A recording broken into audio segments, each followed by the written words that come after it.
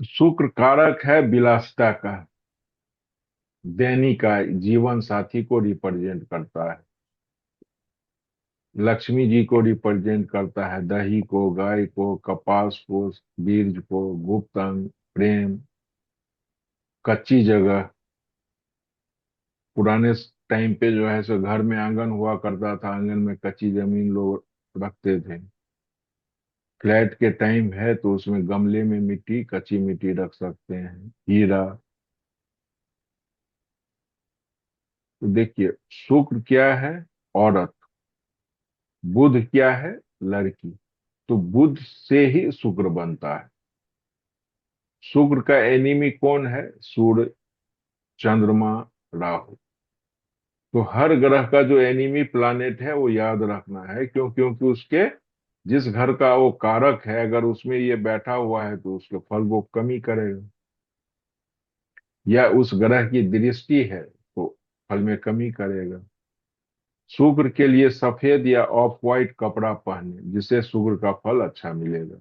Branded कपड़ा पहने, स्वयं को साफ सुथरा रखें, सुसज्जित रखें, और परफ्यूम का यूज करते रहें। अब देखिए, लाल किताब में क्या, एक है काग रेखा, एक है मछ रेखा, जिसका जिक्र जब आप पढ़ेंगे तो बार बार आएगा, इसलिए एक्सप्लेन करता हूँ। काग रेखा मीन्स कौओं का रेखा। हाथ में जो टेढ़ी मेढ़ी रेखा, या टूटी बिखरी हुई, या जो सीधी स्ट्रेट लाइन स्टार्ट हुआ, कुछ दूर चलने के बाद रुक गया, फिर चल रहा है, तो ये जो अव्यवस्थित सी दिखने सी जो रेखा है उसको बोलते हैं काग रेखा। तो जो काग रेखा है किस चीज को इंडिकेट करता है? तो जीवन में बाधाएं और परेशानी को रिप्रेजेंट करता है। धोखा या विश्वासघात मिलने की संभावना है। मानसिक तनाव और संघर्ष। जातक को मेहनत ज्यादा करनी पड़ती है पर परिणाम देर से मिलता है। यह है काग रेखा, हाथ में बन रहा है तो उसका फल। अब है मछ रेखा, मछली की रेखा। फिश साइन के आकार जैसा बनता है, दोनों तरफ से मुड़ी हुई या बंद आकृति बनती है। खुली टूटी लाइन नहीं होती है, साफ और जुड़ी हुई रेखा होती है। तो अगर मछ रेखा है तो इसका मतलब भाग्य का साथ और उन्नति, धन, सम्मान और सफलता, धार्मिक व आध्यात्मिक रुचि। जातक को जीवन में अच्छे अवसर मिलते हैं और कार्यों में सफलता मिलती है। सो फाइनली हम लोग क्या बोलेंगे? काग रेखा है तो अशुभ, संघर्ष, रुकावट। मछ रेखा हो तो शुभ, सफलता और समृद्धि। अब शुक्र अगर फर्स्ट हाउस में है तो व्यक्ति की सेहत के लिए बुरा है, क्योंकि पहला घर सूरज का पक्का घर है और दोनों एनिमी है। तो जातक को दिन में संबंध बनाने से बीमारी होगा।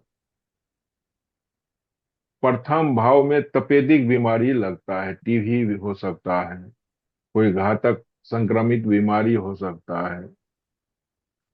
पहले घर में शुक्र और सातवें घर में राहु हो तब पुरुष चार्ट के अंदर है, मेल चार्ट में अगर ऐसा है तो पत्नी का स्वास्थ्य हमेशा खराब रहेगा, मानसिक पीड़ा रहेगी। शुक्र पहले घर में और चंद्रमा सातवें घर में हो तो सास बहू की नहीं बनेगी। काली गाय की सेवा करें, दिन में रिश्ता नहीं बनाए। अब देखिए, वैदिक में भी है और लाल किताब में भी कहा गया है, शुक्र को पहला घर में अच्छा नहीं मानते हैं, क्योंकि वो नेटिव का जो इंक्लिनेशन है ना वो लव के तरफ देता है, क्योंकि शुक्र विलासिता का है। तो ऐसा जातक मतलब अट्रैक्ट हो जाता है जल्दी, और लव मैरिज का चांस बहुत ज्यादा है। अगर किसी का भी चार्ट में अगर फर्स्ट हाउस में आप देखेंगे वीनस तो, और उसका एक नहीं कितनों से संबंध बन सकता है। सो रजिया सुल्तान के प्रथम भाव में शुक्र था, जिसके कारण उसने अपने गुलाम से शादी किया था। ऐसा जातक रीति रिवाजों को मानने वाला नहीं होता है और प्रेम में बहक जाता है। पूजा पाठ करने से शुक्र खराब हो जाता है। पूजा पाठ जुपिटर रिप्रेजेंट करता है, दोनों एनिमी है। तो यदि प्रथम भाव में शुक्र हो तो बुध किसी भी भाव में अच्छा फल देगा। 25वां वर्ष शुक्र का होता है और 22वां वर्ष सूरज का होता है, इसलिए जातक को इन वर्षों में शादी नहीं करना चाहिए। अब कुंडली में देखेंगे शुभ का, जो शुक्र है वो शुभ कंडीशन में है या अशुभ कंडीशन में है। अगर शुभ है तो एक तरफा स्वभाव, मतलब जातक जिस पर मेहरबान हो जाए उसे भरपूर सहयोग देगा, और जिससे थोड़ा खटपट हो जाए तो उसको बर्बाद करने के लिए सोचते रहेगा। राजसी सुख, जातक को राज दरबार से कभी मंदा फल नहीं मिलता है। और सारा ऐश्वर्य, वाहन सुख, सब फर्स्ट हाउस में वेनस सारा विलासिता का जो सुख है सब कुछ देता है।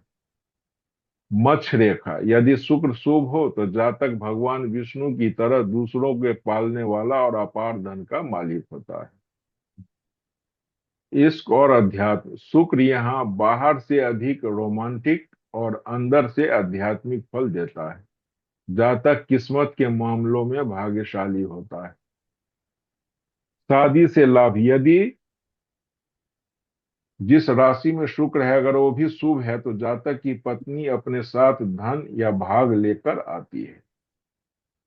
अब कुंडली में अगर शुक्र अशुभ है तब काग रेखा, यदि शुक्र मंदा हो तो जातक की आर्थिक स्थिति खराब रहती है और एक आंख का कमजोर होना बहुत चांस है।